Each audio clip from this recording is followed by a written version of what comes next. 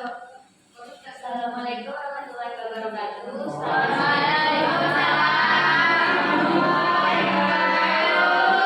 Selamat siang semuanya. Saya Jurnati Maharani. Sebelumnya saya ucapkan terima kasih kepada Bapak Ari karena telah mempersilahkan saya untuk presentasikan hasil wawancara bisnis saya. Di sini saya akan menjelaskan hasil wawancara saya mengenai bisnis plan usaha Tapai.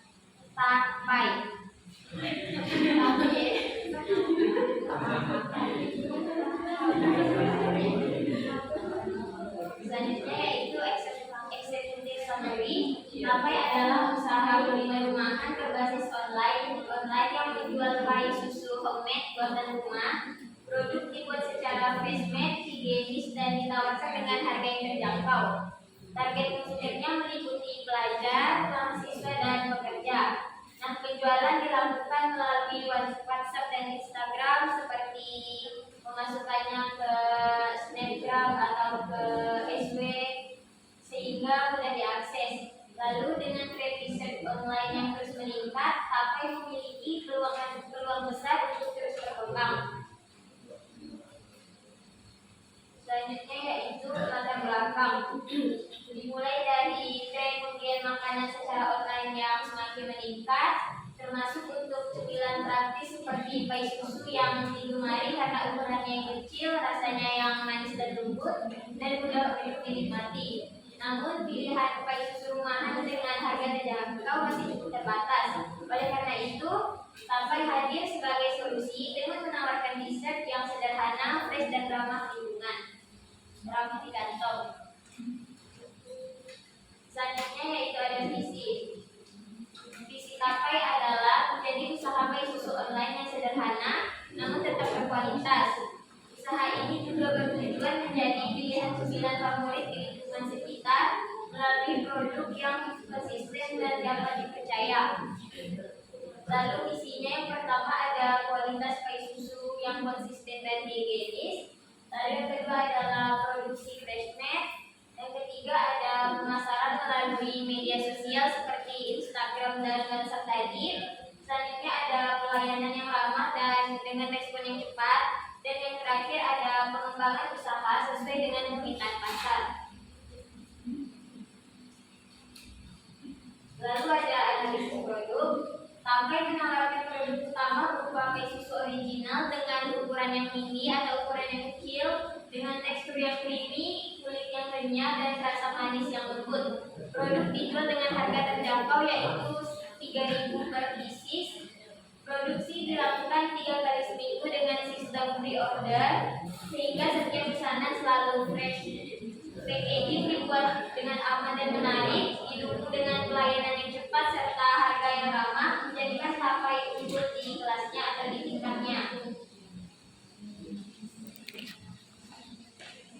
Lalu selanjutnya ada analisis SWOT. Analisis SWOT-nya yang pertama yaitu di sini ada kekuatan atau strength. Kekuatannya yaitu memberikan rasa yang konsisten, fresh, dengan harga murah dan pembelian secara online. Lalu selanjutnya ada weakness atau kelemahan. Nah di sini kelemahannya yang pertama yaitu Tapai hanya memiliki satu varian rasa yaitu hanya pai susu original. Lalu produksi yang terbatas dan mudah hancur ketika dalam proses pengiriman atau pengantaran.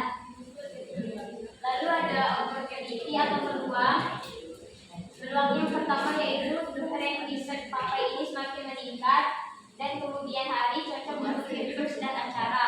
Lalu yang terakhir ada threat atau ancaman. Ancamannya yang pastinya yang pertama banyaknya pesaing Tapai, banyaknya pesaing yang menjual pai susu original. Lalu selanjutnya harga bahan yang naik dan algoritma sosial media yang pastinya berubah-ubah. Lalu selanjutnya ada bisnis model kanvas. Yang pertama ada key partner. Di sini key partnernya ada supplier bahan, kemasan, dan kurir. Lalu yang kedua ada key activities, yaitu ada produksi, packaging, pemasaran, dan pengantaran. Selanjutnya ada key resources, yaitu ada peralatan baking, bahan baku, dan akun sosial media. Selanjutnya ada venue proposition, yaitu pai fresh, enak, murah, dan easy delivery.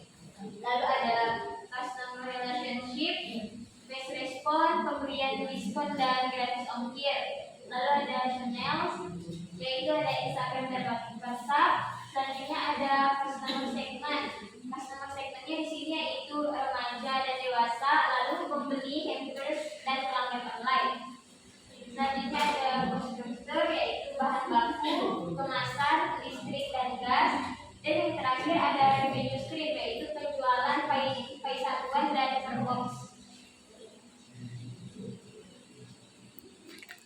Selanjutnya yaitu proses produksi atau analisis produksi. Analisis produksi yang pertama menyiapkan bahan, yaitu menyiapkan seluruh bahan baku sesuai dengan takaran produksi. Selanjutnya yaitu membuat adonan crust atau adonan kulit pie. Nah, di sini mengolah bahan menjadi adonan dasar kulit pie. Selanjutnya yaitu ada mencetak adonan kulit pie tadi, memasukkan adonan ke dalam cetakan dan membentuk dasar pie. Lalu selanjutnya ada siapkan filling. Filling ini isian dalam pie tadi, meracik adonan isian pie susu hingga siap digunakan. Lalu selanjutnya ada isi filling, mengisi crust atau kulit pie yang sudah dicetak dengan filling secara merata. Lalu selanjutnya ada manggang sekitar 25 sampai 30 menit. Memanggang pie hingga matang dan perkiraannya sampai berwarna keemasan. Lalu selanjutnya didinginkan, lalu membiarkan pie mencapai suhu ruangan agar teksturnya lebih stabil dan siap untuk pengemasan. Lalu ada lepas cetakan, yaitu melepas pie dari cetakan secara hati-hati agar tidak rusak karena kulit yang mudah hancur tadi. Lalu ada quality checking, yaitu memeriksa bentuk, kematangan, dan kebersihan produk. Selanjutnya ada pengemasan, yaitu mengemas pie dengan rapi menggunakan packaging yang aman. Dan yang terakhir ada distribusi atau pengantaran, mengirimkan pesanan ke pelanggan sesuai dengan jadwal.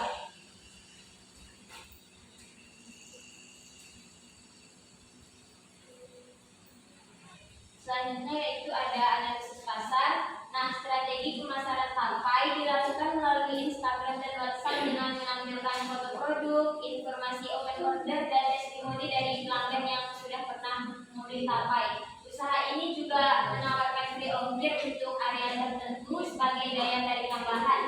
Nah, selain itu, tapai mengandalkan word of mouth dari pelanggan yang puas serta menjaga kualitas rasa untuk mendorong repeat order.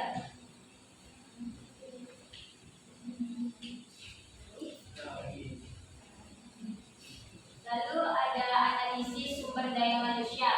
Nah, owner tapai menjalankan seluruh proses operasionalnya secara mandiri. Nah, tadi kan tapai ini termasuk usaha produksi pie rumahan, jadi dia belum memiliki pegawai dan semacamnya. Nah, jadi mulai dari produksi pie susu, pengemasan, hingga pemasaran di media sosial, semuanya ditangani oleh dirinya sendiri. Owner juga berperan sebagai admin chat untuk menerima pesanan dan melakukan komunikasi dengan pelanggan secara online.